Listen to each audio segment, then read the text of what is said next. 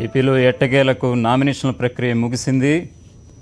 దాదాపు 25 లోక్సభ, 175 అసెంబ్లీ నియోజకవర్గాలకు April 11న polling జరగనుంది.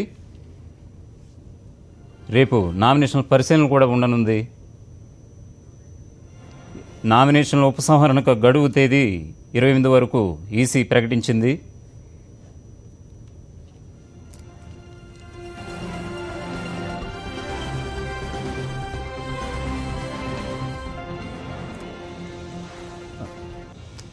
ఆంధ్రప్రదేశ్లో నామినేషన్ల ప్రక్రియ ముగిసింది. రేపు నామినేషన్ల పరిశీలన జరగనుంది. ఈ నెల 28వ తేదీ వరకు నామినేషన్ల ఉపసంహరణకు గడువు. మరింత సమాచారం మా ప్రతినిధి మధు అందిస్తారు.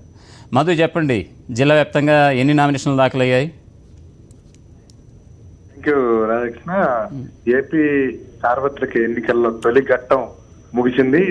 ఈ నెల 18వ తేదీ నుంచి నోటిఫికేషన్ వెలువడిన తర్వాత ఈ రోజు వరకు 25వ తేదీ వరకు నామినేషన్లు దాఖలు ప్రక్రియ కొనసాగింది. 23, 24 తేదీలు సెలవు దినాలు కావడంతో ఈ రోజు చివరి రోజు నామినేషన్లు వేసేందుకు అభ్యర్థులు వందల సంఖ్యలో తరలి వచ్చి నామినేషన్లు దాఖలు చేయడం జరిగింది.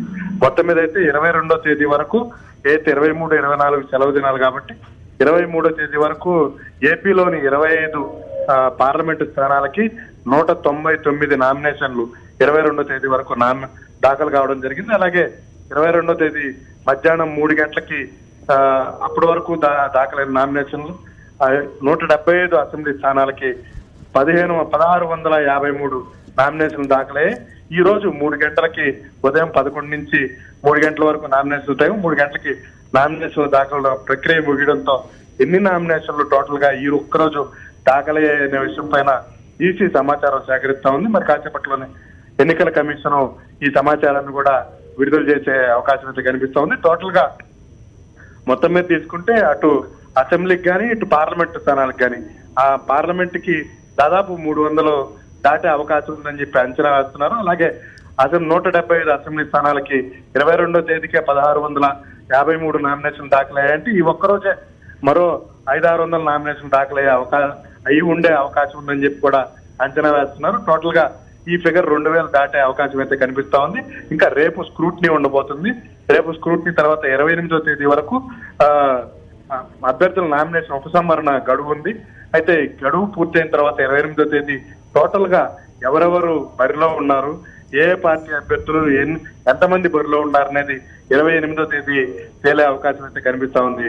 రాధాకృష్ణ, అయితే మధు, ఒక విషయం, ఇప్పటికే టీడీపీకి టికెట్ల కేటాయింపు ఓ రకంగా తలనొప్పి తెచ్చిపెట్టిందనే చెప్పాలి. రెబల్స్ గా జిల్లాల వారీగా చూస్తే ఎంతవరకు దాఖలు చేసే అవకాశం ఉందని మీకు సమాచారం అందుతుంది?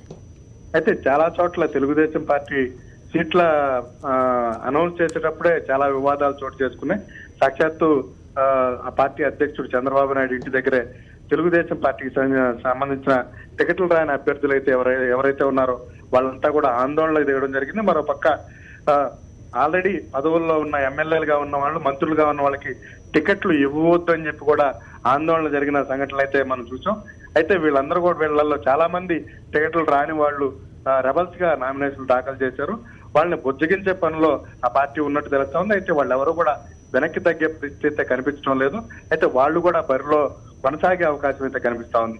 28వ తేదీకి కానీ వాళ్ళలో ఎంతమంది బరిలో ఉంటారు, ఎంతమందిని బుజ్జగించగలరు అనేది కూడా చూడాలి. అలాగే జనసేనకు కూడా ఇటువంటి పరిస్థితే ఎదురవుతా ఉంది. జనసేన నుంచి కూడా రెబల్స్ బరిలో నిలబడే అవకాశం కూడా కనిపిస్తా ఉంది. టోటల్ గా అయితే 28వ తేదీ పూర్తి స్థాయిలో ఫిగర్ వచ్చే అవకాశం అయితే ఉంది రాధాకృష్ణ. ఇంకా ఈ 18వ తేదీ నుంచి ఇప్పటి వరకు కూడా చాలా నామినేషన్ ప్రక్రియలో కోడ్ ఉల్లంఘన జరిగిందని చెప్పే ఫిర్యాదులు సివిజిల్ ద్వారా అయితే కానీ, సోషల్ మీడియా ద్వారా అయితే కానీ, నేరుగా ఈసీని కలిసి ఫిర్యాదులు చేసే వాళ్ళు కూడా ఎక్కువయ్యారు. ఎక్కువగా వీటిల్లో పోలీసుల మీద ఫిర్యాదులు అందడం జరిగింది Radhakrishna. Okay, thank you Madhu. Thanks for updates.